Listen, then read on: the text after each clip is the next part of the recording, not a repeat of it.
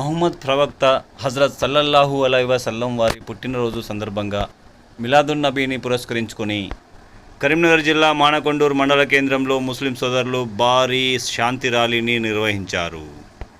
శాంతి కాముకుడు మహమ్మద్ ప్రవక్త పుట్టినరోజు మిలాదున్ నబీని పురస్కరించుకొని కరీంనగర్లో హిందూ, ముస్లిం, సిక్, ఈసాయి భాయి బాయి అంటూ సర్వమత సారాంశం ఒకటేనని చాటి చెప్పే విధంగా అందరూ కలిసి షర్బత్ను పంపిణీ చేశారు.